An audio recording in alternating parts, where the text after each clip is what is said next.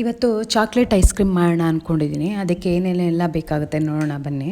So chocolate ice cream ಮಾಡೋದಕ್ಕೆ ಬಾಳೆಹಣ್ಣು ಬೇಕಾಗತ್ತೆ, ಮತ್ತು ಬಾದಾಮ್ ಬೇಕಾಗತ್ತೆ, ಮತ್ತು ಡೇಟ್ಸ್ ಬೇಕಾಗತ್ತೆ. ಅದಾದಮೇಲೆ ಕೋಕೋ ಪೌಡ್ರು, ಆಮೇಲೆ ಹನಿ ಜೇನುತುಪ್ಪ, ಮತ್ತು ಇದು ವೆನಿಲಾ ಎಸೆನ್ಸಲ್ಲಿ ಬೇಕಾಗುತ್ತೆ ಎಸೆನ್ಸ್. ಸೊ ಇಷ್ಟು ಇಟ್ಕೊಂಡು ಇವತ್ತು ನಾವು ಇದು ಮಾಡೋಣ ಚಾಕ್ಲೇಟ್ ಐಸ್ ಕ್ರೀಮು. ಸೊ ಮೊದಲಿಗೆ ನಾನು ಬಾಳೆನೆಲ್ಲ ಈ ರೀತಿ ಕಟ್ ಮಾಡ್ಕೊಳ್ತಾ ಇದ್ದೀನಿ.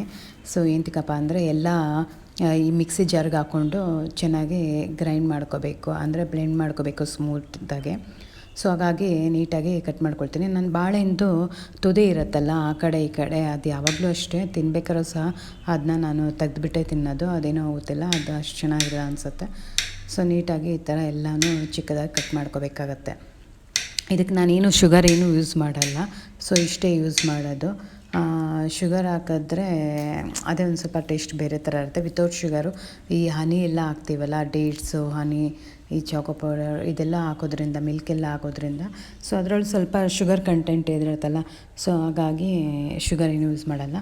ಸೊ ನಾನಿಲ್ಲಿ 3 ಬಾಳೆಹಣ್ಣು ತೊಗೊಂಡಿದ್ದೀನಿ. ಆ ಬಾಳೆಹಣ್ಣೆಲ್ಲ ಇವಾಗ ಮಿಕ್ಸಿ ಜಾರಿಗೆ ಹಾಕ್ಕೊಳ್ತಾ ಇದ್ದೀನಿ.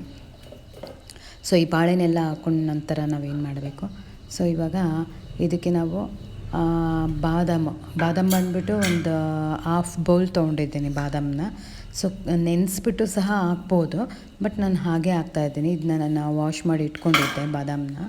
ಸೊ ಬಾದಾಮ್ ಒಂದು ಹಾಫ್ ಕಪ್ ಹಾಕ್ತಾಯಿದ್ದೀನಿ.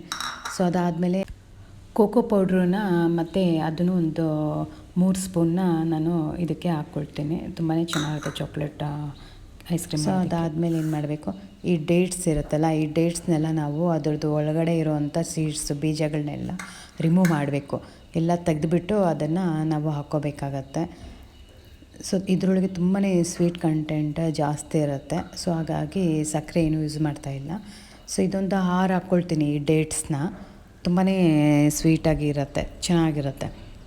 ನಾವು ಈ ಥರ ಮನೇಲೇ ಮಾಡ್ಕೊಂಡು ತಿನ್ನೋದ್ರಿಂದ ಹೆಲ್ದಿಯಾಗೂ ಸಹ ಇರುತ್ತೆ. ಈಗ ಹೊರಗಡೆ ನಾವು ತರ್ಬೋದು ಐಸ್ ಕ್ರೀಮ್ನ, ಬಟ್ ಎಷ್ಟು ದಿನ ಆಗಿರುತ್ತೋ ಮತ್ತು ಯಾವ ರೀತಿ ಮಾಡಿರ್ತಾರೋ, ಏನೇನು ಇಂಗ್ರೀಡಿಯೆಂಟ್ ಹಾಕಿರ್ತಾರೋ ನಮಗೇನು ಗೊತ್ತಿರಲ್ಲ. ಇದಾದರೆ ನಮ್ಮ ಕಣ್ಣು ಮುಂದೆ ನಾವೇ ಮಾಡ್ತೀವಲ್ವ. ಸೊ ಹಾಗಾಗಿ ಮತ್ತು ಡ್ರೈ ಗ್ರೇಪ್ಸ್ ಅಂತ ಬರುತ್ತೆ, ಅದನ್ನು ಒಂದು 15 ಹಾಕ್ಕೊಳ್ತೀನಿ. ಡ್ರೈ ಆಗಿರುತ್ತೆ ಆ ಗ್ರೇಪ್ಸ್, ಕಪ್ಪು ದ್ರಾಕ್ಷಿ.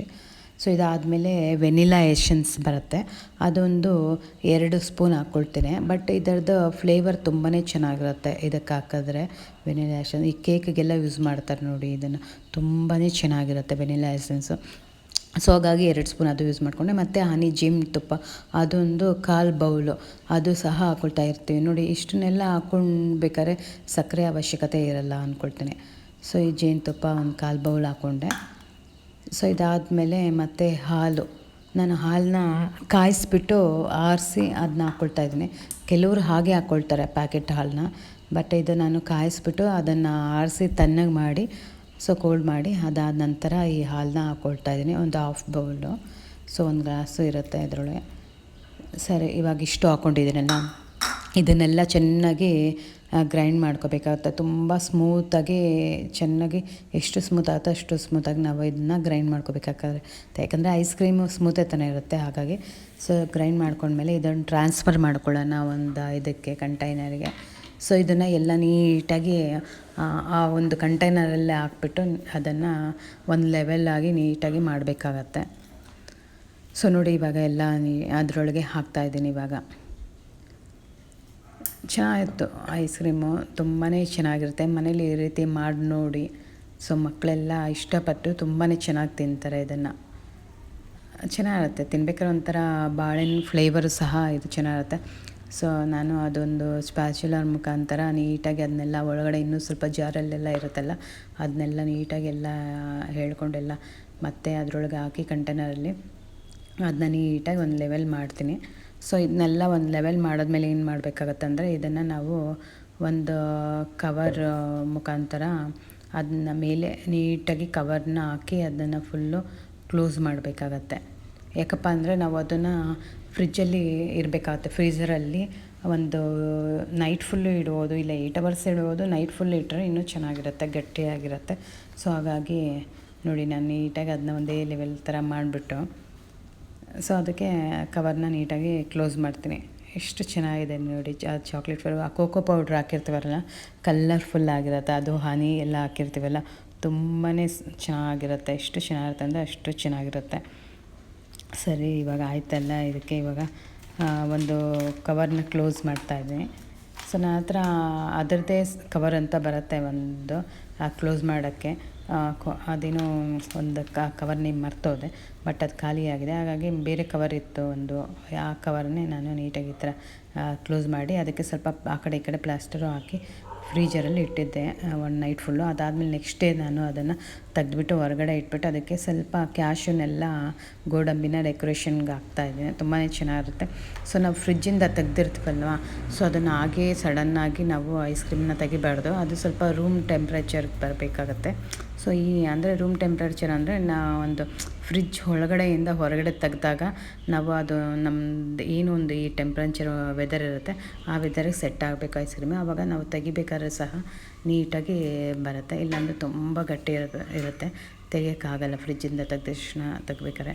ನೋಡಿ, ಸ್ಕೂಪಲ್ಲಿ ಐಸ್ ಕ್ರೀಮ್ ಸ್ಕೂಪಲ್ಲಿ ನಾನು ತೆಗಿತಾ ಇದ್ದೀನಿ. ರೂಮ್ ಟೆಂಪ್ರೇಚರಲ್ಲಿ ಇಟ್ಟಿದ್ದೀನಿ, ಬಟ್ ಆದ್ರೂ ಒಂದು ಸ್ವಲ್ಪ ಲೈಟಾಗಿ ಗಟ್ಟಿ ಇರಲೇಬೇಕು, ಇಲ್ಲಾಂದರೆ ತುಂಬಾ ಮೆಲ್ಟ್ ಆಗಬಾರ್ದು. ನೀಟಾಗಿ ಚೆನ್ನಾಗಿರುತ್ತೆ ನೋಡಿ. ಎಷ್ಟು ಚೆನ್ನಾಗಿರುತ್ತೆ ಅಂದರೆ ಅಷ್ಟು ಚೆನ್ನಾಗಿರುತ್ತೆ. ನಮ್ಮ ತಂಗಿ ಈ ವಿಡಿಯೋ ನೋಡಿಬಿಟ್ಟು ಇನ್ನೊಂದು ಶಾರ್ಟ್ಸ್ ವಿಡಿಯೋ ಹಾಕಿದ್ದೆ, ಆ ವಿಡಿಯೋ ನೋಡಿಬಿಟ್ಟು ತುಂಬಾ ಚೆನ್ನಾಗೈತೆ, ನಾನು ಮಾಡ್ತೀನಿ ಮನೇಲಿ ಅಂತ ಹೇಳ್ತಾಯಿದ್ಲು. ಅವಳದು ಯೂಟ್ಯೂಬ್ ಚಾನಲ್ ಇದೆ. ಸೊ ಹಾಗಾಗಿ ನಾನು ಮನೇಲಿ ಮಾಡ್ತೀನಿ ಅಂತ ಹೇಳ್ತಾಯಿದ್ಲು. ಮಾಡಿ ಇದು ಮಾಡ್ತೀನಿ ಅಂತ. ಸರಿ ಮಾಡು, ಚೆನ್ನಾಗಿದೆ ಅಂತ ಹೇಳಿದೆ. ಸೊ ನೋಡಿ, ಚೆನ್ನಾಗಿದೆ. ಸೊ ನಾನೀಗ ಇದ್ರ ಒಂದು ಪ್ಲೇಟಲ್ಲಿ ಒಂದು ಅರ್ಧ ಹಾಕ್ಬಿಟ್ಟು ಇನ್ನೊಂದು ಪ್ಲೇಟಿಗೆ ಇನ್ನೊಂದು ಅರ್ಧ ಹಾಕಿ ಇಡ್ತೀನಿ. ತುಂಬಾ ಚೆನ್ನಾಗಿರುತ್ತೆ, ತಿನ್ಬೇಕಾರೆ ಅಂತೂ ಅಷ್ಟು ಸಖತ್ತಾಗಿರುತ್ತೆ. ನೋಡಿ, ನೀವು ಒಂದು ಸಲ ಈ ಥರ ಮನೇಲಿ ಮಾಡಿ ಟ್ರೈ ಮಾಡಿ. ಅದು ಹೇಗಾದರೂ ಬರ್ಬೋದು ಸ್ಟಾರ್ಟಿಂಗಲ್ಲಿ, ಆಮೇಲೆ ಹೋಗ್ತಾ ಹೋಗ್ತಾ ಚೆನ್ನಾಗಿ ಬರುತ್ತೆ. ಮಕ್ಕಳೆಲ್ಲ ತುಂಬಾ ಇಷ್ಟಪಟ್ಟು ತಿಂತಾರೆ. ಈ ಸಮ್ಮರಲ್ಲಿ ಐಸ್ ಕ್ರೀಮು ಹೊರಗಡೆ ಹೋಗಿ ತಿನ್ನೋದಕ್ಕಿಂತ ಈ ಥರ ಮಾಡ್ಕೊಂಡು ಮನೇಲೇ ತಿಂದರೆ ಒಂಥರ ಎಲ್ಲರೂ ಕೂತ್ಕೊಂಡು ಒಂಥರ ನೆಮ್ಮದಿ ಅಂತ ಫೀಲ್ ಆಗುತ್ತೆ ನನಗೆ. ಹೊರಗಡೆ ಹೋದರೆ ಆ ಒಂದು ಟೈಮಿಂಗ್ಸ್ ಏನಿರುತ್ತೆ ಅದರೊಳಗೆ ತಿಂದ್ಬಿಟ್ಟು ಎದ್ದು ಓಡಿ ಬರಬೇಕಾಗುತ್ತೆ. ಮನೇಲಿ ಆದರೆ ನಾವು ಆರಾಮಾಗಿ ಟೆನ್ಷನ್ ಇಲ್ಲದೆ ಆರಾಮಾಗಿ ತಿನ್ಬೋದು. ಎಷ್ಟೊತ್ತು ಬೇಕಾದ್ರೆ ಒಂದು ಸ್ವಲ್ಪ ಐಸ್ ಕ್ರೀಮ್ ಇಟ್ಕೊಂಡು ಒಂದು ಹಾಫ್ ಆನ್ ಅವರು ಆರಾಮಾಗಿ ತಿನ್ಬೋದು. ಸೊ ಹಾಗಾಗಿ ನೀವು ಈ ಥರ ಮನೇಲಿ ಮಾಡಿ, ತುಂಬಾ ಚೆನ್ನಾಗಿರುತ್ತೆ ಐಸ್ ಕ್ರೀಮ್.